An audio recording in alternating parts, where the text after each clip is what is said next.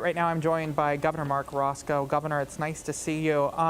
You just recently were part of a Friend of the Court brief that was filed. You were a Republican. You were a senior advisor to President George Bush. You were the governor of the state of Montana. Did you ever think that you'd be filing something like this on behalf of a member of your own party? Well, I never thought we'd be in this situation to begin with, when you think about it, that we would be confronted with a president who had been engaged in an insurrection while he was in office, and we would be litigating whether or not he was qualified to serve thereafter. So it's all been, I think, for virtually every American citizen, somewhat of a challenge to come to grips with something that's so abnormal in so many different ways, but it's nonetheless one of the things that the Constitution requires, and as a consequence, we are where we are.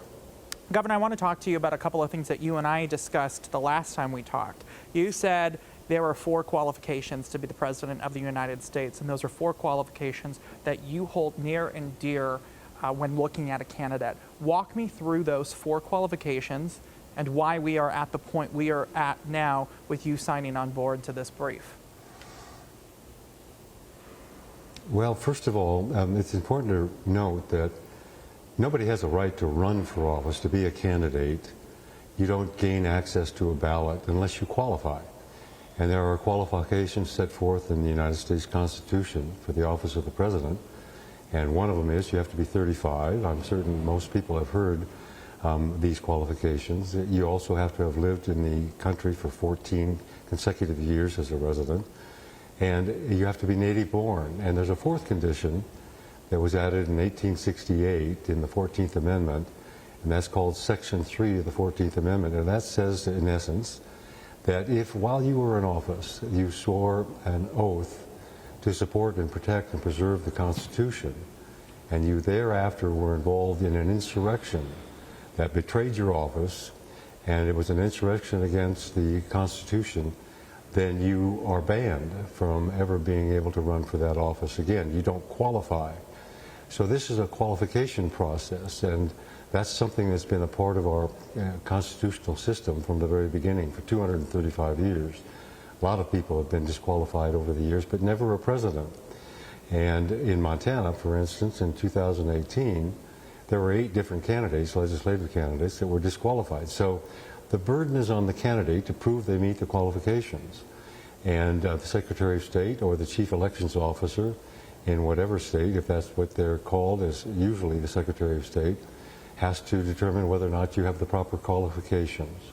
And in this instance, it was determined that the former president does not have the qualifications because he was engaged in an insurrection that betrayed the office and placed the Constitution in jeopardy, and as a consequence, he forfeits the right to run for office. In 2016, Governor, you did not support the former president. It sounds like you do not support the former president right now. For someone at home who says you have an axe to grind against Donald Trump, what do you say?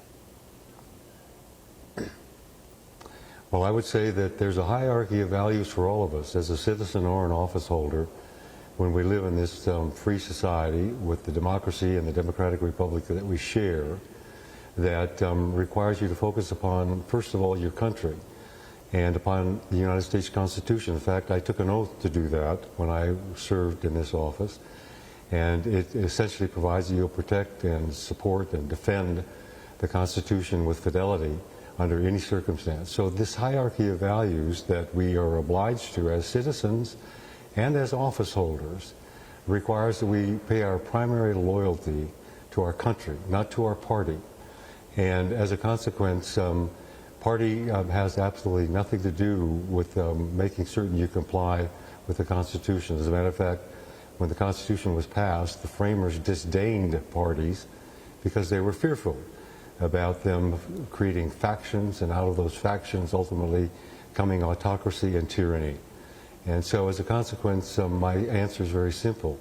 I'm adhering to that hierarchy of values, being loyal to my country, being loyal to the Constitution, defending it, and as a consequence, regardless of what my party is, I think that this is an appropriate thing to do, is to make certain that the Constitution is enforced. Well, and you've been involved in White House level conversations. I mean, you were advisor to former President George Bush. You were, correct me if I'm wrong, the head of the RNC. Is that correct? That's absolutely correct. Yes, sir. So you know what it takes to get a Republican president elected. You've been behind getting Republicans elected. This is a counter to, I think, what your mission was maybe 20 years ago, which tells me that you're saying we are in a dire situation. Yes, it's a crisis of sorts, and we have to do the right thing for the right reasons.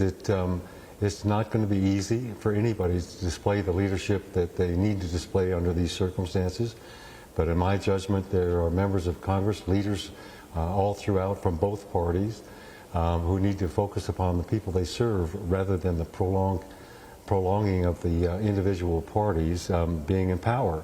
This is not about seeking power. It's about doing what you're supposed to do and demonstrating leadership that keeps us as a free society bound together in a union that has been functioning, the longest functioning democracy in the history of the world for 235 years. And it can come apart very easily, being that it is based upon each one of us having an individual opportunity to offer our consent to support it. So at the end of the day, it's hallowed. It's a sacred document. And the oath that we take to subscribe to it, protect it, preserve it, keep it safe is something that is incredibly serious, and for which, when it's violated, there are penalties. And the penalty here is the forfeiture of the opportunity to run again when you have violated the Constitution by betraying your office and engaging in insurrection against the United States of America. You were a senior leader in your party. I believe your name was floated at one point as potential vice president. Do you recognize the party any longer? Is this the party you were a member of, and do you still feel like you can vote Republican? Well, I have always voted for candidates that I had confidence in, who I thought had the values and the courage and the capacity to be good leaders. I mean, we're all human. We all make mistakes. I certainly did when I was working in public office, not on purpose, but inevitably you don't make every decision that's absolutely correct in every circumstance. So I'm certainly not without some stain of mistake throughout the course of my career. But at the end of the day, this cabal, this effort to work through all of these far-right extremist positions and to impose them and to seek power instead of to set about to do the right thing for the right reasons, I think it is a frighteningly difficult prospect to contemplate, and it's something remarkably different than anything that I ever experienced when I was working in government and in politics for 35 years. So it's a relatively recent development. It's complicated, it's dangerous, and our way of life and our democracy are at risk because of those circumstances. So we have to set about, I think, to display leadership and to do the first right thing. And that, I think, will thereafter lead us down the path that ultimately allows for us to make certain that the security of the country is preserved, the Constitution is preserved, and our way of life is preserved. Final question to you, Governor. If Donald Trump's name is on the ballot in the next cycle, if he does become the nominee, which it looks like he is on the road to be, what will you do? How will you advise people to vote?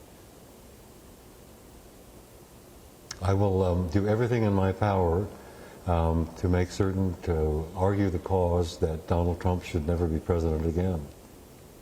Former Governor Mark Roscoe joining us from the Capitol this morning in Helena. Thank you, Governor. I appreciate your time. You're welcome. Thank you.